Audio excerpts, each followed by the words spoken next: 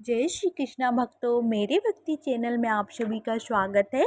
जैसे कि आज अक्षय तृतीया है और इस दिन बहुत ही शुभ कार्य शुरू किए जाते हैं। उसका अक्षय मतलब अनंत गुना फल मिलता है। चाहे वो कुछ भी हो, चाहे दान हो, चाहे जप हो, चाहे स्वाध्यात्मिक क्रियाएं हो, या कुछ दूसरों की हेल्प करना हो, या जो भी आप किसी के लिए अच्छा काम करते हैं उसका अक्षय फल मिलता है, अर्थात वो कभी नष्ट नहीं होता है। ये मेरे गुरु महाराज जी, हमारे बापू जी ने मुझे बताया था, जो मैं आपको बताती हूँ। जैसे कि आज अक्षय तृतीया पर भगवान विष्णु जी के साथ साथ भगवान का जो जो स्वरूप है, जिसे धन्वंतरी बोलते हैं, ये धन्वंतरी भगवान आरोग्य और लक्ष्मी देने वाले हैं। लक्ष्मी यदि है, आरोग्य नहीं है तो अधूरा है। और यदि आप आरोग्य है, आप स्वस्थ हैं, बट लक्ष्मी नहीं है तो भी आप अधूरा है। तो इसलिए भगवान धन्वंतरी और माँ लक्ष्मी की पूजा की जाती है और इस दिन विशेष कृपा प्राप्त करने के लिए अक्षय तृतीया का दिन होता है। हम आपको बता देते हैं, अक्षय तृतीया पर भगवान विष्णु अर्थात धन्वंतरी भगवान, जो कि विष्णु जी के अवतार हैं, वो एक 14 रत्नों में से एक हैं। जब समुद्र मंथन हो रहा था, उस समय से उस समय 14 रत्न प्राप्त हुए थे समुद्र मंथन के टाइम पर। सबसे पहले जो रत्न था वो कामधेनु गाय थी, इसलिए गाय का बहुत ज़्यादा विशेष महत्व है। गाय का दान करना आज के दिन अनंत गुना फल मिलता है। गाय की पूजा करना, गाय को घास खिलाना, गाय को रोटी खिलाना, इस तरह से, ठीक है।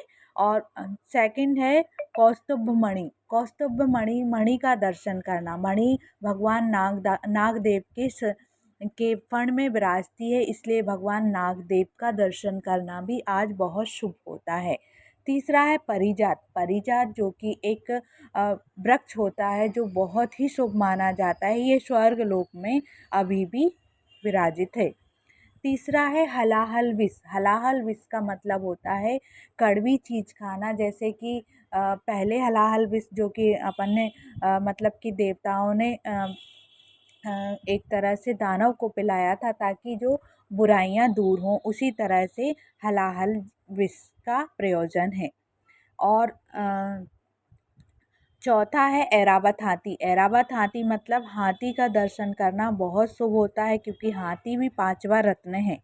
और छठवां रत्न में कल्प वृक्ष। कल्प वृक्ष का दर्शन करना भी बहुत शुभ माना जाता है, क्योंकि कल्प वृक्ष अपनी जो भी आप सोचते हैं वो सारी मनोकामनाओं को पूर्ण करता है। सातवां है उच्च श्रव घोड़ा। घोड़ा मतलब कोई सा भी घोड़ा हो, सफ़ेद घोड़ा हो, रेड घोड़ा घोड़ा हो, जो भी हो, घोड़े के दर्शन करना भी बहुत शुभ माना जाता है, क्योंकि ये सातवां रत्न में से है।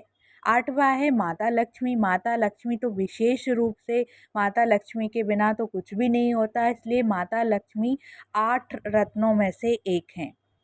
फिर नौवा है अप्सरा रंभा।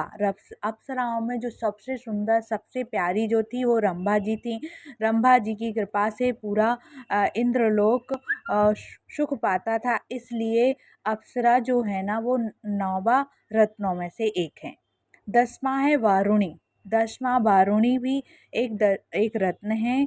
और 11वां है चंद्रमा। चंद्रमा, भगवान चंद्रमा भी एक रत्न है, इसलिए भगवान चंद्रमा के दर्शन करना, भगवान चंद्रमा को अर्घ देना, पूर्णिमा के दिन भगवान चंद्रमा का अभिषेक करना, आरती करना बहुत ही शुभ माना जाता है। इसके अलावा पंचजन्य शंख, जो शंख शंख का दर्शन करना बहुत शुभ माना जाता है। और पंचजन्य शंख जो होता है उसका तो और विशेष माना जाता है। इसके अलावा है सारंभ धनुष। धनुष का दर्शन करना, और जितने भी मतलब कि ध्वनि से रिलेटेड हैं, जो कि संगीत से रिलेटेड इंस्ट्रूमेंट हैं, उन सभी के दर्शन करना भी बहुत शुभ माना जाता है, क्योंकि इन सभी का प्रतीक माँ सरस्वती होती है, और माँ सरस्वती विद्या का भी प्रतीक होती हैं। इसलिए सुबह उठते से ही भगवान गणपति, माँ सरस्वती और माँ लक्ष्मी, माँ काली की असीम कृपा पाने के लिए हमेशा उनको स्मरण करना, उनका मनन, उनके मंत्रों का मनन करना, चिंतन करना, उनके लिए अपने आप को समर्पित करना चाहिए। इसके अलावा है अमृत। जो 14 रत्नों में से रत्न है वो है अमृत, जो कि अमृत और जो कि आज अक्षय तृतीया है, तो ये अमृत मतलब कि अक्षय के समान होता है। जो भी आप दान पुण्य अच्छे कर्म करते, शुभ कर्म करते हैं, सेवा करते हैं, सभी का फल अक्षय मतलब